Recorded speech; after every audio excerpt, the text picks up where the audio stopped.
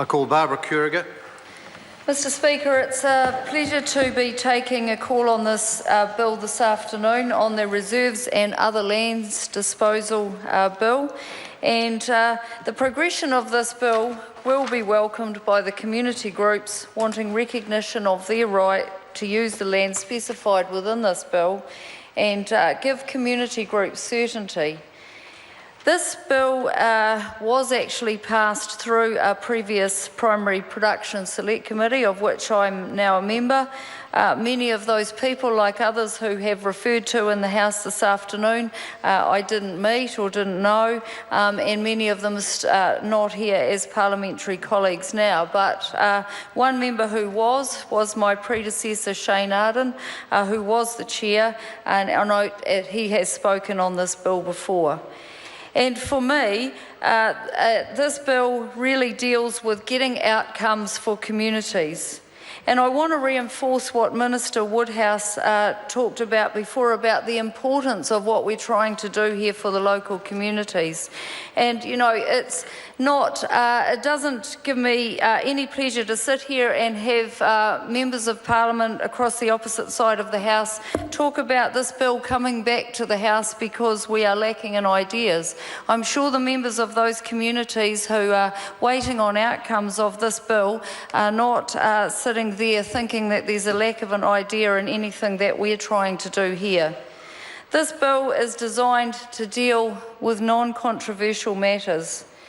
It is largely administrative and technical, and it is actually the administrative and technical things that are those that frustrate the community when they're trying to achieve something in their community that they just want to get up and running, they just want to get started, or they just want clarity around how they're able to use the land in these situations.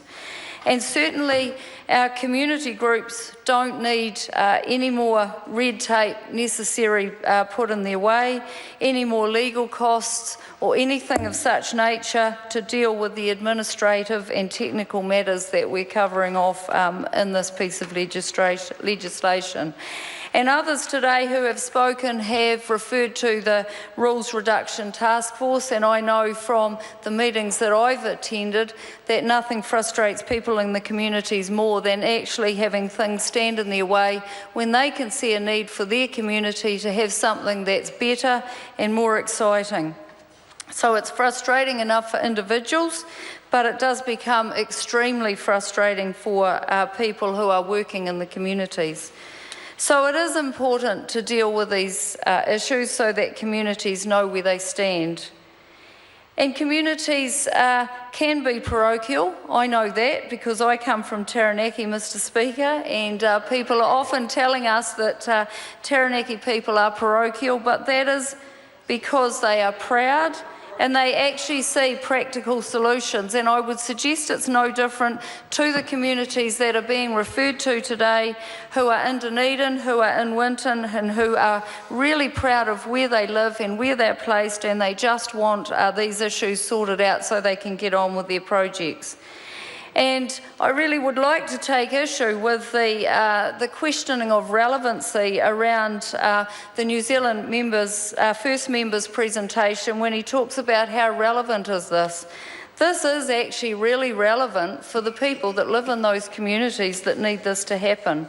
And you know, the member also referred to the fact that life's gone on. Life doesn't go on for the communities that are involved. You know, we might be busy every day taking care of the things that we need to do, looking at other bills, looking at other pieces of legislation, but for the people in those communities who are working hard to try and get these things done, life doesn't go on. And when I look at the pieces, when I look at the places and the needs of these communities for getting this piece of legislation passed, we're looking at things like art galleries, we're looking at things like reserve land, we're looking at things like bowling clubs, race courses, obviously the Taieri Airport is part of this, and you know, we're looking at things that have health boards looking to better utilise land for health and disability services. And a lot of those people in those communities are actually volunteers. and they're actually working in the interests of their whole community. And in my experience, in my electorate, when I go around, it's all of these communities where the volunteers actually keep those communities up and running, and we shouldn't make things any more difficult to them than we need to.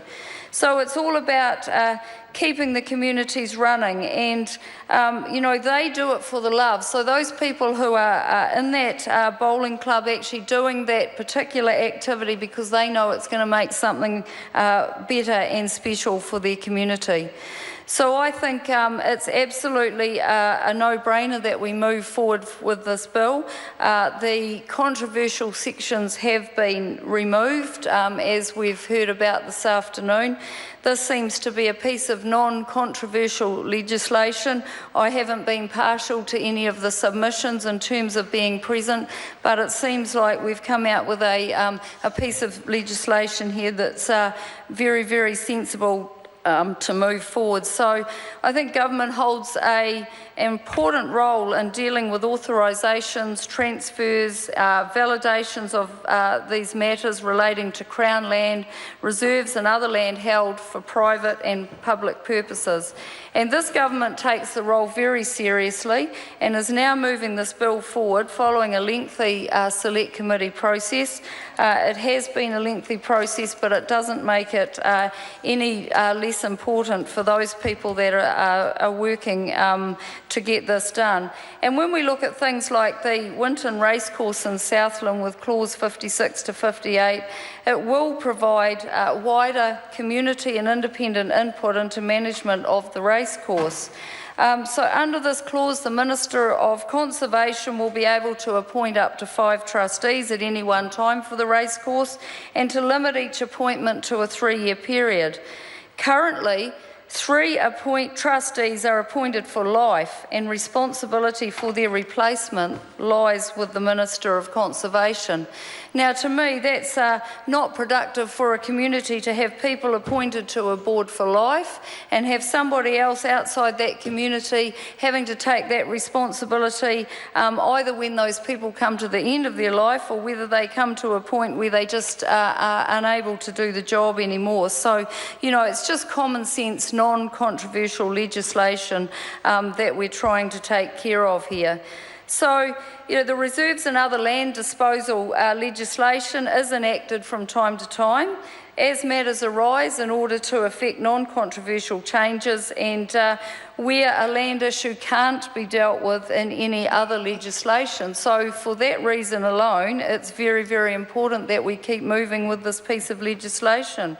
And it only deals with authorisations, transfers and validations of matters relating, to the Crown land, reserves or other land which is held for public and private purpose. And I just think the people in those communities would be very, very grateful if we keep this bill moving forward.